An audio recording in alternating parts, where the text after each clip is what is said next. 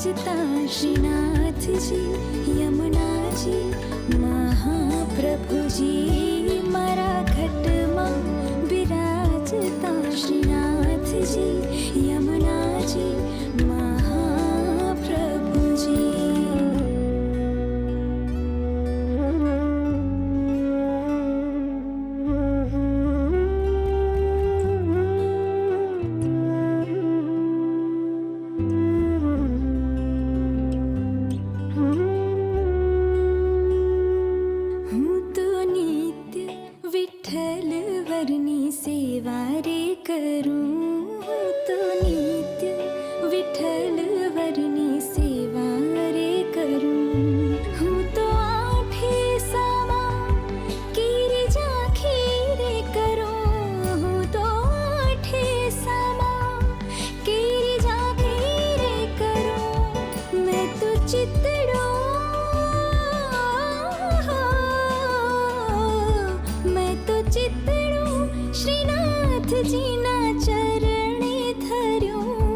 जीवन सफल थयुं के मारा खटમાં विराजता श्रीनाथ जी यमुना जी महाप्रभु जी मारा खटમાં विराजता श्रीनाथ जी यमुना जी महाप्रभु जी।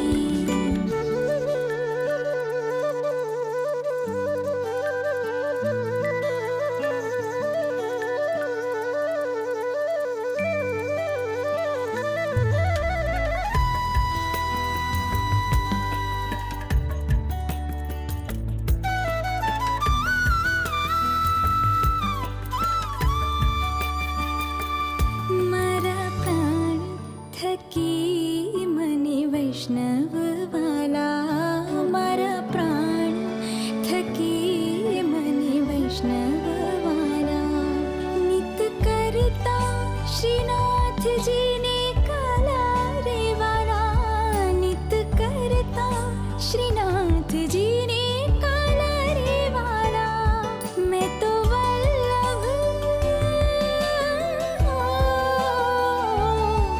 मैं तो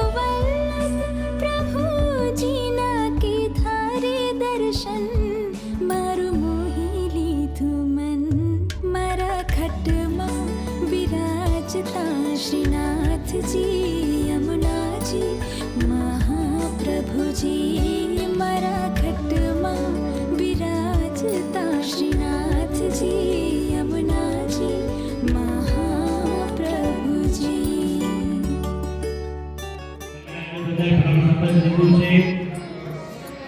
ગુરુદેવનું નામ જાણો છો તમે લોકો? તમને ગુરુદેવનો ટૂંકો પરિચય આપી દઉં। શ્રી મહાપ્રભુજી શ્રી વલ્લભાચાર્યજી પુષ્ટિ માર્ગના પ્રણેતા અને રચેતા એમના બે લાલ શ્રી ગોપીનાથજી અને શ્રી ગુસાઈજી, શ્રી ગુસાઈજીના 7 લાલજી, એમાં પંચમ લાલજી એટલે કે શ્રી રઘુનાથ લાલજી, જે આપણે કામવન ઘર તરીકે ઓળખીએ છીએ, એ રઘુનાથ લાલજીની 16મી પેઢી એટલે પૂજ્યપાદ શ્રી મુરલીધર લાલજી માળાશ્રી, જેને તમે મિલન બાવાના હુલામણા નામે જાણો છો, એમના લાલ એટલે પૂજ્યપાદ શ્રી જયદેવ લાલજી બાવાશ્રી, જે તમારા ગુરુદેવ છે, તેની પાસેથી બ્રહ્મ સંબંધ તમે લીધું। ગુરુદેવને દંડવત કરવાના, ચરણસ્પર્શ કરી અને દંડવત કરવાના। ગુરુદેવની સન્મુખ જઈએ ને ત્યારે જય શ્રી કૃષ્ણ નહીં કરવાના। જય શ્રી કૃષ્ણ આપણા વૈષ્ણવનો સંબંધ છે। આપણે સામસામે એકબીજાને મળીએ તો આપણા ઈષ્ટને યાદ કરીએ, પણ આપણે જેમ સર ટીચરને શીખડાવવા ન જઈએ એવી રીતે ગુરુદેવને જય શ્રી કૃષ્ણ ન કરાય, ગુરુદેવને દંડવત જે એવી રીતે કરાય। અને ચરણસ્પર્શ કરી અને દંડવત કરવાનો ક્રમ છે। ચરણમાં આપણે ઓલું કરી, અત્યારે ચરણસ્પર્શ હમણાં કરશો ને ત્યારે જોઈ લેજો કેવી રીતે કરવાનું।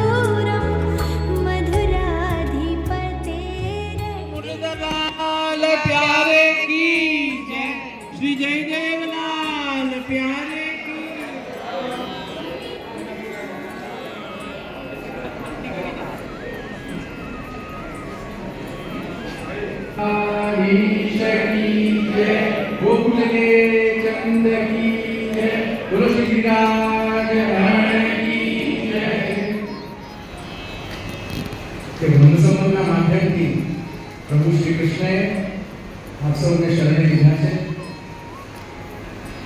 આજે જે મંત્ર આપ સૌ અહીંયા ભીતર બોલ્યા ઠાકોરજી સન્મુખ, તે વિશે ટૂંકમાં હું તમને સમજાવું.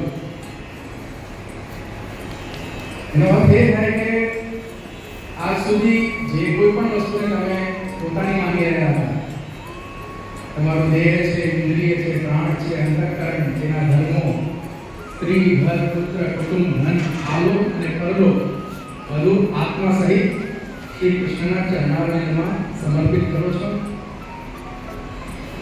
શ્રી કૃષ્ણને પોતાના સ્વામી અને પોતાને એમનો દાસ તરીકે માનો છો. આ પ્રોમિસ આજે તમે શ્રી ઠાકોરજીએ કરી છે. જે બે તુલસીની માળા તમે ગળામાં ધારણ કરી, આપણે ત્યાં શાસ્ત્રોમાં વર્ણન છે 9 પ્રકારની ભક્તિ છે, જેને નવધા ભક્તિ કહેવાય.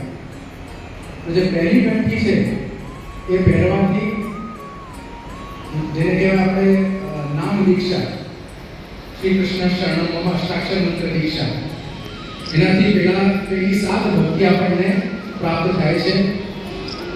અને જ્યારે બ્રહ્મસંબંધ મંત્ર બોલી, જ્યારે આપણે બ્રહ્મસંબંધ કરીએ છીએ, એ બીજી કંઠી તે પહેરવાથી છેલ્લી 2 ભક્તિ આપણને પ્રાપ્ત થાય છે. હવે બ્રહ્મસંબંધ તમને શા માટે થયું? અલગ અલગ લોકોના અલગ અલગ કારણ હોય. તમે કહેશો કે બધા અમારા સમાજમાં લેતા હતા એટલે અમે લઈ લીધું. કોઈ કહેશે કે અમારા ઘરમાં કોઈ બ્રહ્મસંબંધ છે નહીં એટલે અમે લઈ લીધું. પણ જેટલા પણ કારણ છે એ સાચા કારણ નથી, એ માત્ર એક બહાનો છે. બ્રહ્મસંબંધ તમને એટલા માટે થયું છે કેમ કે ઠાકોરજીએ તમને સિલેક્ટ કર્યા છે. એમની ઈચ્છા વગર આ વસ્તુ થઈ શકતી નથી. આપણા શાસ્ત્રમાં ભગવાનને પામવાના મુખ્યત્વે 3 પ્રકારના માર્ગ બતાવવામાં આવ્યા: કર્મ માર્ગ, જ્ઞાન માર્ગ અને ભક્તિ માર્ગ. ત્રણેય માર્ગોથી આપણે ભગવત પ્રાપ્તિ કરી શકીએ છીએ. પરંતુ મહાપ્રભુજીને એવું માનવું છે, શ્રી વલ્લભાચાર્યજી જેમણે આ પુષ્ટિ માર્ગ સંપ્રદાય પ્રગટ કર્યો, એમનું એવું માનવું છે કે સર્વ માર્ગેષુ નષ્ટેષુ કલૌ ચ કલ ધર્મિણી પાષંડ પ્રચુરે લોકે કૃષ્ણ એવ ગતિર્મમ.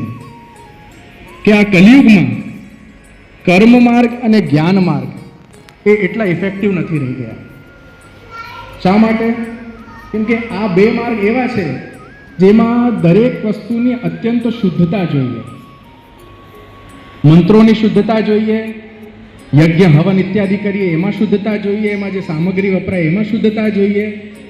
જે યજ્ઞ કરાવનાર વ્યક્તિ છે એ શુદ્ધ જોઈએ, કરનાર વ્યક્તિ પણ શુદ્ધ જોઈએ. આમાંથી એક પણ વસ્તુ જો ઘટતી હોય કે જેવી ક્વોલિટીની જોતી હોય ન મળે આપણને, તો એ યજ્ઞ છે કે કર્મ છે, જે કંઈ પણ છે એ નિષ્ફળ જાય. એટલે કલિયુગમાં જ્ઞાન માર્ગ અને કર્મ માર્ગ બહુ લાંબા અને બહુ કઠિન છે. એટલે શ્રી મહાપ્રભુજીએ પુષ્ટિ માર્ગ પ્રગટાવ્યો. પુષ્ટિનો અર્થ થાય પોષણ, અને પોષણનો અર્થ થાય ભગવાનનો અનુગ્રહ. કે ઠાકોરજી જ્યારે જીવ પર અનુગ્રહ કરે ત્યારે જીવ પ્રભુને પામી શકે. સાધન કરવાની જરૂર નથી. જે રીતે એક ફૂલને ભમરા પાસે લઈ જવાની જરૂર પડતી નથી. એ ફૂલના ભીતર એનો જે પરાગ છે, જે એનો નેક્ટર છે, એ ભમરાને આપોઆપ ફૂલ પાસે ખેંચીને આવે છે. એ જ રીતે ભક્તના હૃદયમાં રહેલી જે ભક્તિ છે એનાથી ભગવાન આપોઆપ ખેંચાઈને આવે છે. આ આપણા પુષ્ટિ માર્ગનો મુખ્ય સિદ્ધાંત છે.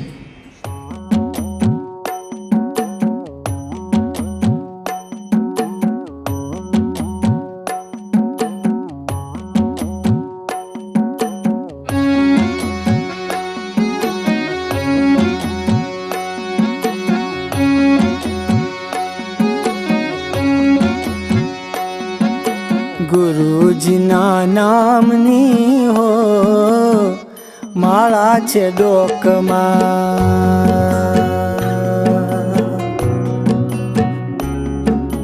ગુરુજીના નામની હો માળા છે ડોકમાં.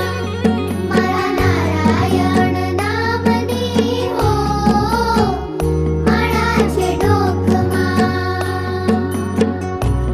જૂઠું બોલાય નહીં, ખોટું લેવાય નહીં, જૂઠું બોલાય નહીં, ખોટું લેવાય નહીં, હવળું ચલાય નહીં હો, માળા છે ડોકમાં ગુરુજીના નામની હો, માળા છે ડોકમાં મારા નારાયણ નામની હો, માળા છે ડોકમાં.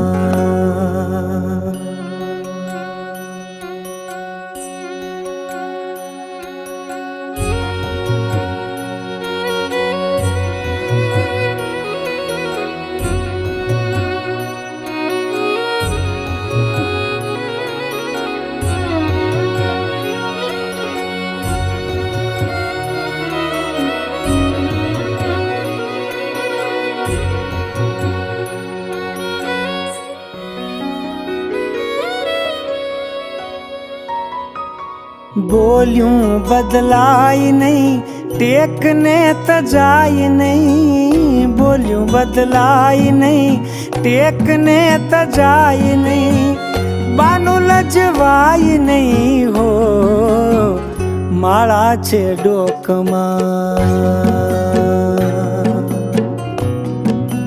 હો, ગુરુજીના નામની હો, માળા છે ડોકમાં મારા નારાયણ નામની હો, માળા છે ડોકમાં. હરિહરાનંદ કહે સત્ય ચુકાય નહીં, હરિહરાનંદ કહે સત્ય ચુકાય નહીં, નારાયણ ભૂલાય નહીં હો,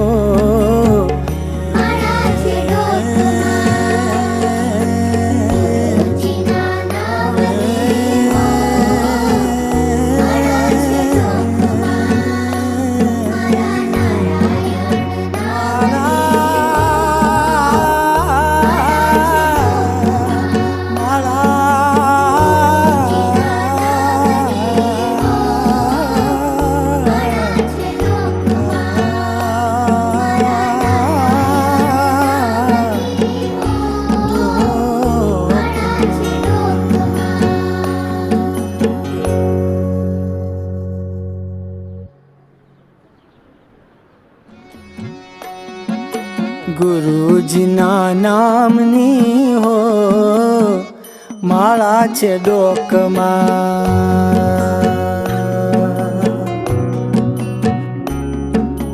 ગુરુજીના નામની હો, માળા છે ડોકમાં, મારા નારાયણ નામની હો, માળા છે ડોકમાં. જૂઠું બોલાય નહીં, ખોટું લેવાય નહીં, જૂઠું બોલાય નહીં, ખોટું લેવાય નહીં, હવળું ચલાય નહીં હો, માળા છે ડોકમાં ગુરુજીના નામની હો, માળા છે ડોકમાં મારા નારાયણ નામની હો, માળા છે ડોક